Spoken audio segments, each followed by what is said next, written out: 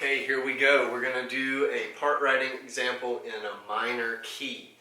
So first, again, this is Unit 4 of the AP College Board Music Theory. So this is tested on this year's AP exam, even the shortened exam because of the virus. So this is all meaningful for the exam. The steps that I'm taking you through will be written in the description below. And I'm kind of assuming that you have, before watching this video, you have already watched my video, the previous one on the part writing in the major example. So I would, if you haven't, I would watch that one first, and then come to this one in minor. So, a couple of things just to keep in mind with minor key. Here we're in A minor, so there's no key signature written, right? Everything's kind of natural. We're in 3/4 time, so 3 beats in a measure. You're given the figures. You see right here you've got sharps written, you've got slashes. It's important to keep in mind with a minor key, you're most likely going to have to write accidentals in unless they're provided for you already. And that's 9 times out of 10 is going to be the leading tone, the raised leading tone. So in A minor, it's going to be the G sharp. So you will physically, again, have to write in the accidental when you get to those notes in your chord member. So just keep that in mind. Okay, let's knock this thing out. If you remember, the first step is to realize the figured bass and make a little chart down here of the notes that you need. So first, we've got a triad built off of A. This is a minor 1 chord. That is A, C, and E. Great. All right, moving on. I think you can see that. Yep, it's in the screen. Good. We have a 6/5 chord, and the note you're given is a G sharp. A 6/5 chord, if you'll remember, is the first inversion of a 7th chord. So that means you're looking at the 3rd of the chord. So the root is here, the 5th is there, and then there's also a 7th. The root, the note you're given is the G sharp. The root is E, G sharp, B, and you also have a D. Let's go ahead and write in all our bass notes since that's given. A, there's a C, try to leave a little space, there's a B, there's an A, E, E, final note is A. Okay, we wrote it. Go ahead and write in our bass notes. I think you can see all of those on the screen, hopefully. Here, let me adjust down just a tiny bit. Whoop, whoop, whoop, too far. Yeah, right in there. We'll make sure you can see them all. So we wrote in our bass notes down below. Here we have an A, back to our minor 1. FYI, the root here is E, G sharp, B, D. That's a major 5, 6, 5. So here, back to the same starting chord, A, C, E. All right. We have a C, and it's a first inversion triad, right? Because it has a 6 there for the figure. So the note you're looking at is the 3rd of the chord. The root is there, which is an A. A 3rd above the C is the 5th of the chord, which is an E. So this is a minor 1, 6, 4. All right, here's the fun stuff. So you have a 4/3 is your inversion, but you also have this little 6 with a slash through it. So let's deal with that. There's a couple of different ways you could deal with it. If you just want to know right off the bat what that slash with a 6 is, take your bottom note, which is B, right? That's the lowest sound, and go up a 6th, right? So a 5th up would be to an F, and a 6th up is going to be a G. That note, which is a 6th above your bottom note, you're going to raise that note a half step. So it's G now becoming G sharp. Remember that I mentioned the most common, 9 times out of 10, the note that's altered in the minor is the raised leading tone, and that is true in this chord as well. So you know that you're going to have a G sharp. Feel free to write that in anywhere here. But you can also do this. This is a 4/3 chord, which you know is a second inversion 7th chord. So you're looking at the 5th of the chord. So there's the 3rd of the chord, which is a G. We've already said it's a G sharp. Your root note is E, And then if you have a seventh as well, which would be a third above this note, which is the fifth, and that's going to be a D. So again, this is the same chord from here. This is a major 5, 4, 3. We have a minor 1, there's an A, so write your C and your E. Here we have a triad built on E, but this little floating sharp sign, it's not attached to a number, but you have to just know that that means raised third. So E is your bottom note, your root note. A third up is the G, and we're going to make that a G sharp. Again, raise a leading tone. Very common here in minor key. And then a third above is your fifth, which is the B. Here, we have the same chord, but there's a 7 above it, so now it's a seventh chord. So it's E, G sharp, B, and now the seventh, which is D. And we're going to finish on a minor 1, which is A, C, E. This is a major 5 chord. This is a major 5, 7 chord. So there's your first step, is to realize the figured bass and do your little, write in your little notes here. The second step is to go find your tendency tones, and that lies where your dominant chords go resolve to tonic chords. So tonic, dominant, tonic. So here's a resolution, and it's a seventh chord. So your G sharp is going to resolve to A. And that's already done for you in the bass. So there's really nothing you'll have to do with that later. It's already been done. You don't want to double that. You'd create parallel octaves if you did. And the seventh of the seventh chord resolves down. So the seventh of this seventh chord here is the D, and it will resolve down to a C. You'll note in a major key it resolves down a half step. In a minor key it's typically a whole step, because you don't have that half step relationship between 4 and 3 anymore. So D resolving to C. So tonic, tonic. There's another dominant chord going to tonic. So G sharp, draw your little arrow, is going to resolve to A. And then again the D is going to the C. Tonic, dominant, dominant. There's no resolution between a dominant to a dominant chord. This is just a dominant chord moving to a stronger dominant chord, a 5/7 chord, dominant resolving to tonic here at the end, so G sharp leading you to A, and draw an arrow D to C. Okay? And we have some type, depending on how you write your soprano, squeeze it in here, you have some type of authentic cadence. Depending on what your soprano is, it could be a perfect authentic or an imperfect authentic cadence. Okay? Good. Mark through the notes next that you're already using in these, which are all the bass notes. You just mark through all the bottom notes. Again, don't scribble them out. You still want to be able to see them, because you're probably going to have to double some of them. Just mark through them, and it kind of lets you know, hey, that note's already covered. Okay, time to create the soprano. Excuse me. Time to create the soprano, which is the melodic line. Now, you want this to be contrary motion to your bass, and before you start writing, scan the bass part, and just take some mental notes, right? There's a flow here, right? And if you can do an opposite flow in the melody or the soprano, that's always best. Note the range. This bass part is up pretty high, right? It starts high, it goes even higher, drops down and ends kind of up near the top of the range for the bass. So it's a pretty high bass part. So trying to be opposite, right, or contrary, I would not start your soprano very high at all. In fact, I would start them in the mid to lower range. So we have A, C, E. You could start here on this C. That would definitely be mid-range. But knowing how high this bass part is going to go, I'm going to go even lower and double the root.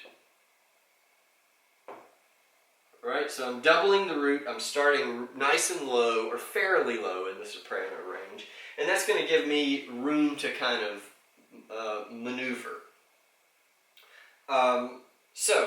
Let's keep writing the melody. So here we need E, B, and D. The bass went down, so if I could send the soprano up, that's always best for contrary motion. So there's a B above it. I could jump up to an E. I could even jump to the D. Since this bass part only went down one step, I'm going to just go up a step and catch the B right there. Mark through your B once you write it. Okay, hopefully you're still with me. The bass returns to its starting note, so keeping contrary motion, I would just return the soprano to the starting note as well, right? And you're doubling the root of that chord of that triad, which is a strong, that creates a strong chord. So far, so good. Now, here's where we get into some maybe difficult spots. The bass is now jumping kind of up nearing the, in the tenor range, really. So I definitely, contrary motion would say go down. If I go down, this chord is going to be very squeezed. And some of you, who are maybe watching this for some reason who are not in my class might have said, well, you should have started your soprano up higher. Maybe so. Maybe you're right. I didn't, and I'm going to try to play this one out and see if it works. So I don't want to move my soprano down, so I could move similar motion up, but don't forget there's another type of motion that you can use, and that's oblique motion. So that would be where one voice moves and the other stays the same, and that would just be leaving the soprano on the A. Now I will say to those of you who are like, you should have started a little higher, I will agree, oblique motion, especially when you're having a melody not move, that doesn't create a very memorable melody. And if I'm being perfectly honest, maybe this is not going to be the best melody in the world. But it's a melody that's going to work. I would say if you're going to write oblique motion in the melody and not move the soprano line, just don't overdo it. Maybe do it once, and then make sure you're moving from there. And I'm going to follow that up. We got C here, so we got an A there. I can mark through it, and I'm going to make sure to move the soprano in this next one because we had that kind of no movement there. We want this melody to try to be as memorable as possible. So we need G sharp, E, D. The bass is descending, so if I can get the soprano to ascend, I've already got a B, so I don't want to take it up a step. I don't want to jump up to G sharp. E might be a little, far, and then be up a fifth. Why don't we use the D? That's sending it up a fourth. An A to D being a perfect fourth, that's a nice interval to sing as well. So we have the D, we can mark through that. Now our melody is starting to be a little more memorable here with a nice jump. The D is a tendency tone, so we have to resolve it to C. We've got some similar motion, so just double check for parallel octaves, which it's not, and parallel fifths, which we're safe as well. You have a B to a D, so you're all fine. A to C, so it's kind of like, A to C is kind of expanded, a really expanded third there.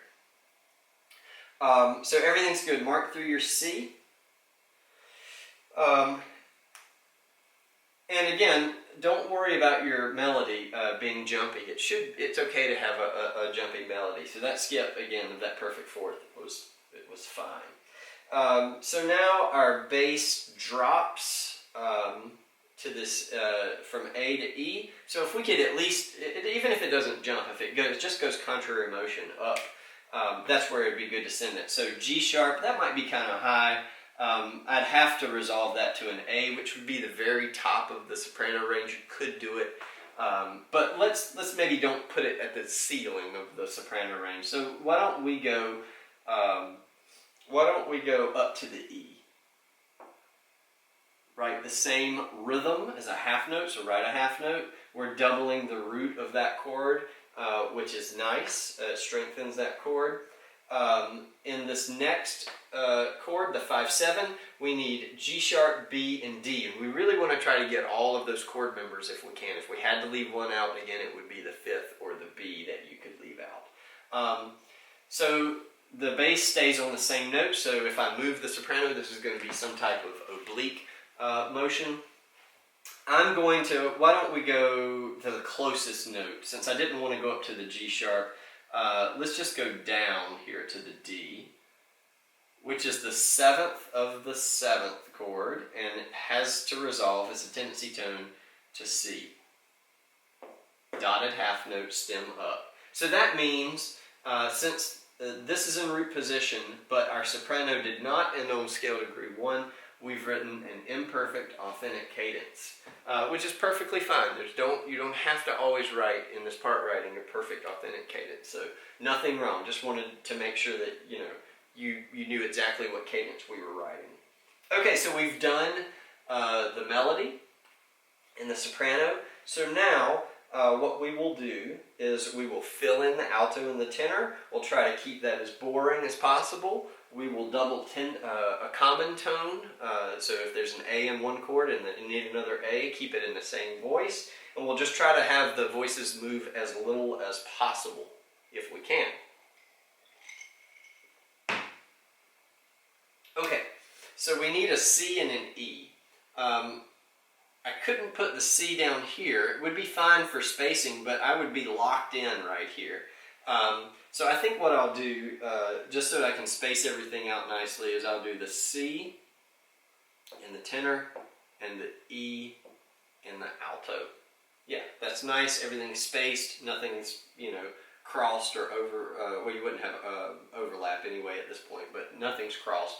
Everything is good, and you got all your chord members. So next, we need a D and an E. E is already being sung by the alto, so those are common tones, so keep it in the alto. So now we need the D, and that just requires moving the tenor up one note. You've got some similar motion between tenor and soprano, but it's of a sixth, so everything's fine, right? You've got a C to an A and a D up to a B. So it's not parallel fifths, it's not parallel octaves. So far everything's good. Remember, D is our tendency tone in the tenor. It's going to resolve to C, so we don't have a choice with that. And that works nicely because this third chord is really the first chord over again, right? 1, 5, 6, 5 to a 1. Keep the alto on that same boring old E. So everything's looking really good so far. Now again, this is where things get a little hairy because the bass is starting to invade into the tenor sphere, and things are going to get tight, especially since I kept my soprano kind of low, right? And had I written the soprano up, I might have created a little more wiggle room. So things are going to be tight here now, but it's very doable. You just have to be aware of that. Keep that in mind. So we need an E. Alto's already on E, so keep it here. Now, this is where things would get tight with the tenor.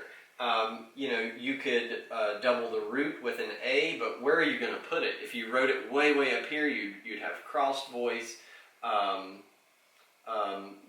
You could double the E and the alto, and the tenor would be singing the same note. That's really sketchy. I wouldn't do that.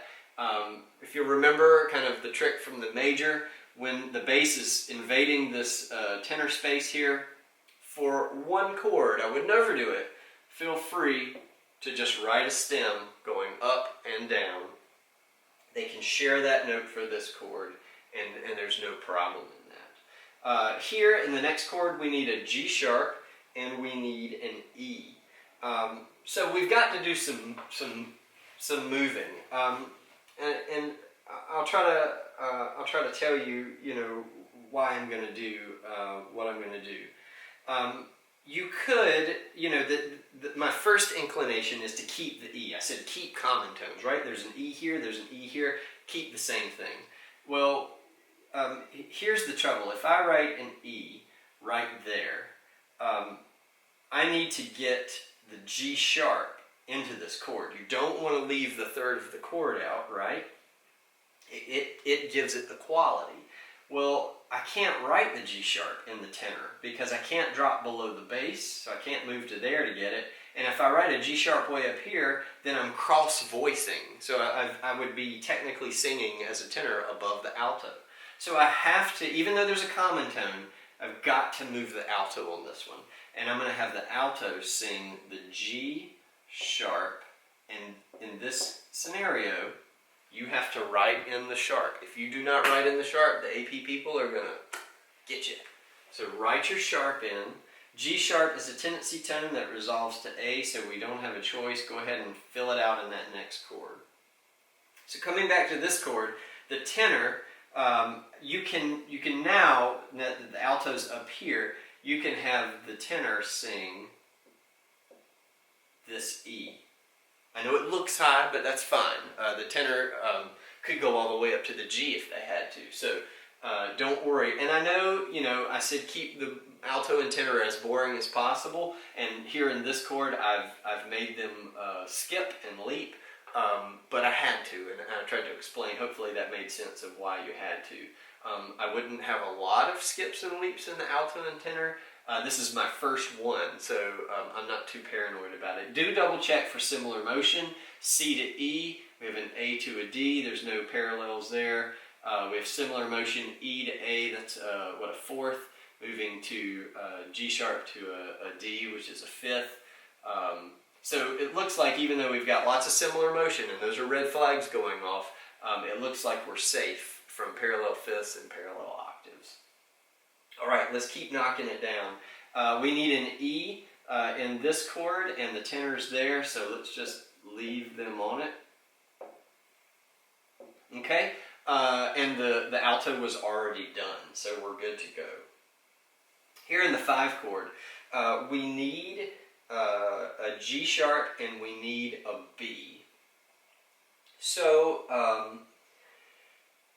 my first tendency is to, inclination is to, like the G sharp's really close to A. So I would probably just keep the G sharp there, and I'm sorry, I gotta squeeze it in, I know that's ugly, but you have to write the sharp in. And then to go, okay, well, we got G sharp, now we need B, write the B right there. Now, here's why you can't do that, and I'll show you. So if we were to write a B, and I'm not going to write it there, but if I was to write a B on this top line, you would be creating parallel fifths. Here's where they exist. We have A to an E, which is a perfect fifth, right? And in the consecutive chord, in the next chord, we would be moving to an E to a B, which is another set of perfect, is another perfect fifth. So perfect fifth moving to a perfect fifth, that is parallel fifth. So in this chord, you cannot put your tenor on that B, no matter how much you want to, don't do it. So we are going to omit the fifth of the chord, which is a fine tone to leave out, a chord member to leave out, and we're just going to leave for this chord this tenor up here on the E, doubling the root. So we've omitted the fifth from this chord, and hopefully that made sense why. All right, now let's see if we can get the G sharp and the B. Our alto is already on the G sharp, so let's leave them there. Because the accidental carries through the measure, you do not have to write that G, that sharp again, so you can just write the G there. And now we can here, now we can move the tenor to the B with no problem. I'm sorry, it's a quarter note. Keep the same rhythm, McCaskill. Now we can write the B there, and it's not a problem because it's not a consecutive. Yes, it was a parallel, it was a perfect fifth here. We avoided that, but here it's not a perfect fifth, right? So it's consecutive, right? It doesn't matter that this is a perfect fifth and this is a perfect fifth. They're not consecutive. There's a chord in between. So now it's fine to grab that B in the tenor. Our G sharp, I should have written this in already, has as tendency tone has to resolve to the A dotted half note. You can already tell that we're going to miss a note, right? Because We have, oh, I'm sorry, we're not missing a note. A, C is in the soprano. So now all we really need to do is to get an E, to make the chord happen, and you can write that right there.